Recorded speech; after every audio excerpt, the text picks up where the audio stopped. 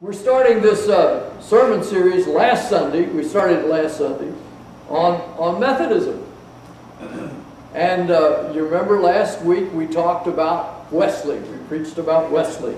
Now, my professor, Albert Adler, who was one of the distinguished experts on Wesley, used to like to say that Methodists liked to use Wesley's name, but they didn't know anything about him.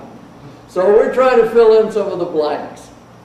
And this Sunday, we're going to be preaching about Methodism in America. Now, if you noticed in your timeline that you have in the bulletin, that Methodists started coming to the United States, which was a colony at that time, in about 1760. These were people who had participated in class meetings and societies in England, and they had come to the colony. And Robert Strawbridge and Barbara Heck are a couple of the names that are mentioned there. And by the way, one of the things that Methodists brought with them from England was Wesley's Primitive Physics. And this was a book that Wesley wrote of cures and healing ways to bring you health. And it was used throughout the frontier of the United States, and it was used all through the early part of the last century. And even today, bits and pieces of it you will see in health manuals that are used where there are no doctors. Where in the third world, there are health manuals for people to try to impart some understanding of how you might go about using what you have to cure your sicknesses, your headaches, and those kinds of things. But this and the class meeting and the disciplined life, Wesley sent with those who came to begin the Methodist movement in the colonies.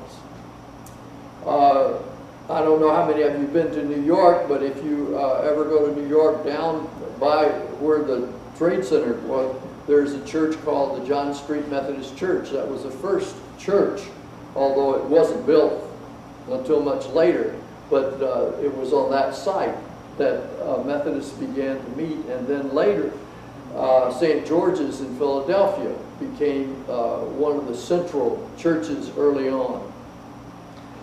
Francis Asbury, for whom this church is named, came to the colonies in 1771, and he was not an educated man like Wesley. His father and mother were gardeners, and he accepted the call for ministers, lay ministers, to come to the colonies.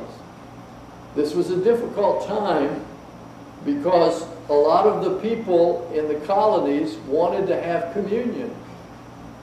Another thing that you may not know about Wesley was that Wesley is credited with reinstituting communion as a regular practice in the Anglican Church because it had kind of fallen off. And he took communion every day, but he encouraged his followers to go to an Anglican church and receive communion every Sunday if they could get there. But the problem in the colonies was that things were spread out, and it was very difficult for people to get to a church because they lived in places where there weren't any churches.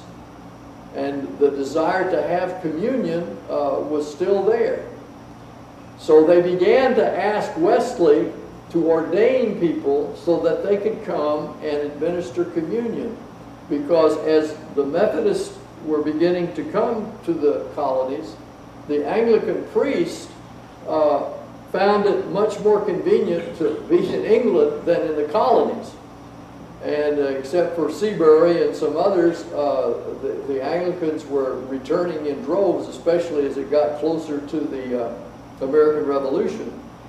And there were not people around, priests around to administer communion. So one of the things that Wesley did early on was to ordain, which was kind of controversial in England, but very blessed in the United States. And the big conference that we talk about, the Christmas conference in Baltimore at the Lovely Lane Church, was where the Methodist Church, which was a movement, began to take form and shape. Another fellow that came, was sent by Wesley to the States, was a fellow by the name of Thomas Coke. And there was a printing press set up in a place called Abingdon, Maryland. And so you have Cokesbury, Thomas Coke and Asbury, and all of us probably have been over to the Cokesbury store. That was the conflation of those two names. And our Abingdon press was named after that first press that was set up in Maryland. One of the traits of Methodism was that the preachers were always given pamphlets and books to sell and distribute. Wesley, being a scholar, and he made a great deal of money through his publishing house, which he gave all the money away. But this became a mark of Methodist, that they were able to take tracts and books to people that didn't have access to those things. The early circuit riders that Asbury set up were also people who went to minister to these outlying areas, and they began to follow the colonists as they moved out from the East Coast into the hills and mountains and on into the plains.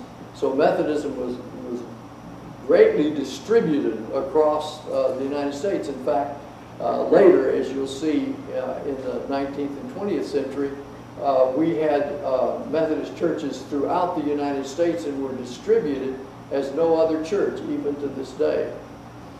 But the circuit riders, who were lay preachers that Asbury got together and tutored and sent out, and they did not have a very long lifespan. Most of them died young.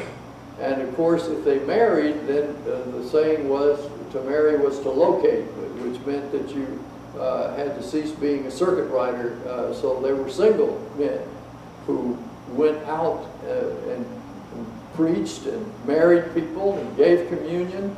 They also took seeds from different places and took knowledge about agriculture and about business, and they brought the news to people. So they became a very vital part of the frontier as it moved out. The places that they set up and the little chapels they set up were quite often used for schools, and also for the community buildings where the city council met and other things happened there for the whole community. So the Methodists were known for being part of the community. Quite often when difficulties arose in a community, the chief lawmaker, the sheriff, and the mayor, and the Methodist preachers, sometimes other preachers, would get together and try to settle the issue. If someone had died and his widow and children were there and they needed to be provided for, they would work on those kinds of issues. Also, Methodists very early on, because about 75% of Methodists were women, had the first college in the United States to grant women degrees. And this movement in terms of women was always very powerful in the Methodist Church, and much of the suffragette movement and other movements for women's rights were housed and begun in the Methodist Church as it grew across the United States. It was not all peaches and cream. As the church grew and developed, different kinds of cultural inventions occurred as they spread out in different geographies. In the South, where the South depended upon slavery for its plantations and its economy,